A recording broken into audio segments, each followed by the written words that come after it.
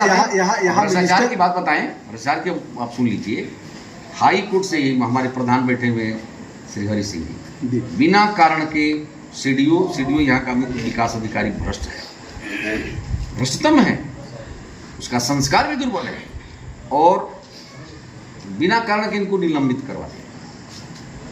और high court से जब उसके आदेश का स्थगनादेश आ गया, उसके बाद भी 1 महीना लगभग हो गया, कितना हो गया, 1 महीना हो गया। और क्यों रुका है? हाई कोर्ट आदेश हो गया, जिलाधिकारी भी आदेश कर दिए कि उसको तुरंत जो है बहाल करिए, कार्य माननीय उच्च न्यायालय के आदेश के अनुपालन में। लेकिन केवल पैसा अभी नहीं गया है इसलिए देकर उसके यहाँ बैठा हुआ एक मौर्या स्टेनो है, मौर्या एक है स्टेनो है, उसी के माध्यम से पैसा वसूली कराता है। मेरा खुला आरोप है। आप सम्मानित जिलाधिकारी समय जरूर गतिशील और संवेदनशील आए हुए हैं, अब कितना सफलता प्राप्त करते हैं तो भविष्य बताएगा। लेकिन मुख्य विकास अधिकारी के ऊपर मेरा आरोप है कि वो बिना जो है भ्रष्टाचार। अच्छा विधायक जी, अपने समय से जब आप विधायक हुए तब से और अब तक एकाध ऐसे मुख्य विकास अधिकारी आए जो ईमानदारी से कुछ काम किए हो? हाँ, आए थे आदरणीय जैन साहब, विपिन जैन। अच्छा, एक नाम। और जिलाधिकारी के रूप में आपको नाम बताते हैं, और श्री भवानी सिंह खंडराव, 2 थे ऐसे। तो उसके बाद सब मैंने हम तो वो नहीं कर सकता हूँ नहीं, आप पब्लिक के अरे वर्तमान में जब आप विधायक रहे तब उस समय समस्याएं तो आती ही है, पता लग जाता है। उस समय जो परिस्थिति थी 3 साल तक थी, 3 साल तक किसी भी गरीब को कोई परेशानी नहीं हुई भवानी सिंह खंडराव के जमाने में। वैसा ईमानदार व्यक्ति हम अभी जिलाधिकारी के रूप में अब अभी तक पीछे तो नहीं गए। यह सीडीओ कितने दिन से है? सीडीओ लगभग 2-2.5 वर्ष से। तो क्यों पाल रखे हैं, क्यों डूब के मर रहे हैं? नहीं, जैसे जो आपके दल के लोग हैं, आपके यहाँ ऐसा तो नहीं है कि कोई नहीं है, यहाँ से मिनिस्टर भी है।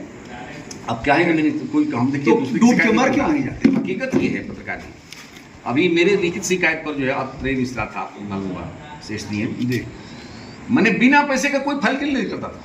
तो मैं जिलाधिकारी ऊपर से जांच करवा करके सम्मानित जिलाधिकारी को मैं धन्यवाद देना चाहूँगा कि मेरी भावना का आदर करते हुए और हकीकत को समझते हुए उसको तुरंत पदमुक्त किए और कार्यभार से मुक्त करके यहाँ से ट्रांसफर चला गया। कहाँ गया? अब जहाँ गया हो, लेकिन इतना बड़ा भ्रष्ट। और विधायक जी, सेक्रेटरी से 1,000 रुपये महीने बांट दिया गया और यह जाता है सीडीओ को। आप केवल बलिया की ही बात नहीं है, अनेक जनपदों में, उसमें हमारा जिला भी शामिल है, गाजीपुर। हम बैरिया की बात करता हूँ, बैरिया के बारे में मैं कह सकता हूँ कि सचिवों के माध्यम से मुख्य विकास अधिकारी वसूली करा करके मैं लिखित भी माननीय मुख्यमंत्री जी को भी दिया, लिखित दिया, जांच में बैठी होगी, लेकिन अब जांच हो ना हो, लेकिन पूज्य महाराज जी को मैं दिया हूँ। इस समय वर्तमान में मुख्य विकास अधिकारी भ्रष्ट से भ्रष्टतम है, सचिवों के माध्यम से 10% की वसूली कराता है और करा कर उसमें कितना शेयर लेता है मैं नहीं जानता। कोई प्रधान यदि उसको देने से आनाकानी करता है तो इन्हीं की जैसे सस्पेंड जांच करवा। फिर क्या करेंगे इस मामले में? जैसे इन्हीं का मामला ऐसा है उच्च न्यायालय के आदेश का भी अगर पालन न हो तो कंटेम्प्ट कराएंगे, फिर जाएंगे, उसके बाद दौड़ेंगे, जब तक खेल नहीं होगा तब तक करेगा नहीं।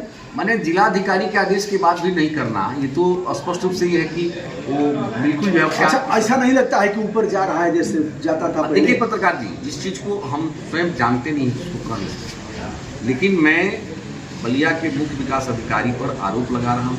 27 में चुनाव आ रहा है, पैसा आएगा कहाँ से? नीचे से जाएगा, एलिनो से जाएगा और सीडीओ ऊपर भेजेगा। ऐसा है पत्रकार जी, देखिए हकीकत है कि भारतीय जनता पार्टी एक ऐसी बड़ी पार्टी है, इस पार्टी में किसी भी चीज़ के लिए कहीं किसी को कुछ कहना नहीं होता है। अच्छा, और आप देखे होंगे, आवश्यकता पड़ती है तो समाज दान दे देता है। हमको ही समाज दिया था 60 लाख रुपए चंदा। नहीं दे देगा, उनको तो गाय कटवाने वाली कंपनियां पैसा दे देंगी, देखिए करोड़ों अरबों दे देंगी, उनको कोई दिक्कत थोड़ी है। आप नहीं लेंगे गाय वाली कंपनी का, वो तो लेंगे। ऐसा है पत्रकार जी, और आपको टिकट भी नहीं देंगे। ऐसा है पत्रकार, देखिए टिकट मिले ना मिले, इस तरह का आरोप शायद उत्तर प्रदेश में पहली बार ऐसा कोई मुख्यमंत्री इस कुर्सी पर बैठा है जिस महामानव ने आते गौ हत्या पर प्रतिबंध उत्तर प्रदेश में लगाया। ऐसा धारणा बात मुश्किल है। यदि वोट की चिंता करने वाला कोई मुख्यमंत्री होता तो इतना बड़ा स्टेप नहीं लेता। इसलिए पूज्य योगी आदित्यनाथ जी की इस पवित्र निर्णय को धन्यवाद दीजिए और नमस्कार करिए। ठीक है, कोई जरूरी नहीं है कि हर 100% कोई सफल हो जाएगा, लेकिन उसके पवित्र नियत को धन्यवाद तो दीजिए। इसलिए पूज्य योगी आदित्यनाथ जी सत्तासीन होने के बाद तुरंत गो हत्या पर प्रतिबंध लगा करके अपने सन्यासी धर्म का 100% पालन किया है, और उस पूज्य भाव से उनकी इस भाव को मैं प्रणाम करता हूँ। विधायक जी, गायों को तो पकड़ लिया, छुट्टा गाय नहीं घूमेंगी, टैग लगा करके, और भीतर बाड़े में कर दिया, बाड़े में मर रही है। कभी आपने देखा है बाड़े में गायों की क्या स्थिति है? हम देखे बाड़े में भी व्यवस्था, और शराब के पैसे से गाय खाएंगी। पता नहीं, शायद आप नहीं जानते होंगे, एक काउ टैक्स लगता है। ऐसा देखिए, काउ टैक्स, सुन लीजिए, काउ टैक्स लगता है। यानी शराब तो गांव-गांव में दुकान खुलेगी, बाबा हो चाहे दादा हो, कोई रोकेगा नहीं। अब तो गांव-गांव में और महिलाएं शराब बेचेंगी, महिलाओं के नाम दुकानें जारी की गई हैं, आवंटित की गई हैं। अब काउ टैक्स, पहले काउ टैक्स जमा होगा, उसके बाद शराब की निकासी। शराब पिलाओ और गाय को बाड़े में रख करके, जिंदा गायों को देखिए, शराब पीने वाले को घर पर जाकर के बड़ जबरदस्ती कोई बुलाता नहीं, लेकिन जब जिस समाज का शराब पीने का संस्कार बन गया है, आप नहीं पीने करेंगे तो अवैध बना करके लोग मरेंगे। तो मैं, जो भी पहले की भी सरकारें थी, चलाई है, चला रही है, उसमें कोई दिक्कत नहीं है, लेकिन हकीकत है कि किसी भी माध्यम से यदि शराब अपने को बर्बाद करके, अपने को बर्बाद करने के लिए पैसा जो खर्च कर रहा है, तो गाय पर ही 2-4 पैसा दे दिया तो उसमें क्या अपराध है? तो कुछ पुण्य का काम न हुआ? शराब के पैसे में से कुछ दान के काम में कर दिया, ये तो अच्छा किए है कि शराबियों का कुछ आदत छूटे। ये कौन सा बुरा काम है? यदि जुआरी से कोई कह दे कि गाय के लिए 2-4 हजार दान दे दीजिए, तो कम से कम उतने अंश में तो दान दिया। और बढ़ा देना चाहिए, क्योंकि दारू पीना और बढ़ाना चाहिए। मैं तो ये कहूंगा कि गाय बढ़िया से खाएं सब, इसके लिए जरूरत पड़े तो जरूर जो है शराब के ठेकेदारों से टैक्स ले लेना चाहिए। इसमें क्या है, जब शराब का ठेका हो रहा है तो गाय के लिए भी शराब के ठेकेदार कुछ दे, अन्य भी ठेकेदार दे, ये तो पवित्र काम। इसलिए इसमें कोई सोचने की जरूरत नहीं। यदि बुरा आदमी भी किसी अंश में अच्छा काम कर रहा है तो उस सोच को आप निश्चित रूप से अच्छा टिकट लोगों ने नहीं दिया, भाजपा ने, उसका खामियाजा भी क्या उनको कोई पश्चाताप हो रहा है? अगली बार ऐसी गलती नहीं करेंगे, ऐसा गलती करेंगे तो भुगतेंगे। ऐसा पत्रकार जी, मैं तो यही मान चुका हूँ अपने जीवन में, जब इच्छा नहीं थी तो टिकट मिल गया और मैं विधायक बन गया। आज जब प्रबल इच्छा हो गई तो टिकट नहीं मिला, तो वही है वही जो राम रची प्रकृति की जो इससे जैसी इच्छा की, तुलसी जैसी भवितव्यता, उस चौपाई को मैं प्रमाणित मंत्र मान लिया हूँ कि तुलसी जैसी भवितव्यता तैसी मिलई सहाय, आप न जायो ताई पहिता तहाँ ले जाए। जो होना होगा, यदि सुरेंद्र को पुनः विधायक बनना होगा तो टिकट मिलेगा। टिकट जिस दिन मिल गया तो मान लीजिएगा कि मैं सुरेंद्र विधायक हो गया। जीत की प्रबल संभावना यदि है तो मेरे ही टिकट, नहीं तो 2 बार भरत जी जैसा बड़ा व्यक्तित्व यहाँ से नए परिसीमन पर, ये नया परिसीमन इतना खतरनाक यहाँ था, उसमें दिन रात चलने वाला व्यक्ति ही सफल हो सकता है। भरत जी विधायक रहे 3 बार, वो भी 2 बार यहाँ लगातार है। आनंद स्वरूप शुक्ला जी भी हारी गए, तो कैसे क्यों कहें? आप हरा दिया, हार क्या गए? मैं हरा क्या दिया? मान लीजिए कि एक बड़े नेता का गंदा अभिमान हराया। यदि अभिमान नहीं उनका होता तो हम ही नहीं रहे होते, लेकिन उसको उस बड़े नेता का अभिमान तोड़ना था, इसलिए मैंने तोड़ा। होई है सोई जो राम रुचि राखा, और है यूपी के बाबा अब 27 में इज्जत रखा, कुछ ऐसे ही। देखिए पत्रकार जी, एक बात बता दूं आपको,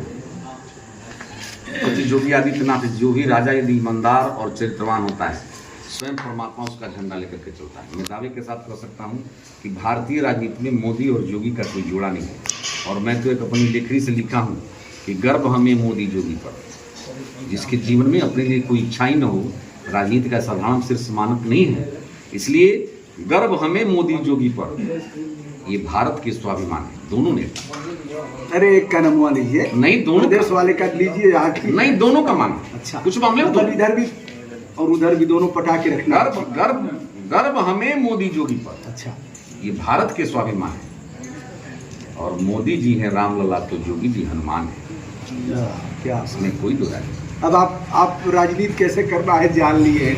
नहीं जान नहीं लिए, हकीकत ये है कि आप कोई भी क्षेत्र ले लीजिए, इंसान होने के नाते कमियां रहेंगी, लेकिन कोई क्षेत्र बता दीजिए महाराज, आज वही भारत था कि लोग पाकिस्तानी झंडा पर चांद फहराते थे तो गर्व करते थे कि हम झंडा पर चांद लेकर घूमते हैं। अरे पापियों, भारत का नेता ऐसा निकला कि झंडा पर चांद नहीं, चांद पर झंडा लगा दिया। ये साधारण धर्म की बात है, चांद पर झंडा लगाना। बोलिए कौन सा ऐसा क्षेत्र है? आज वही देश था कि सीमा पर खड़ा हुआ जवान गोली चलने के बाद भी देखता था ऊपर नीचे की गोली चलने का आदेश मिला कि नहीं। आज वही देश है, मोदी का नेतृत्व है, मोदी जी का नेतृत्व, कि मेरी सेना जहां चाहे, जब चाहे, जैसे चाहे आक्रमण करके अपने भारत के स्वाभिमान की रक्षा कर सकती है।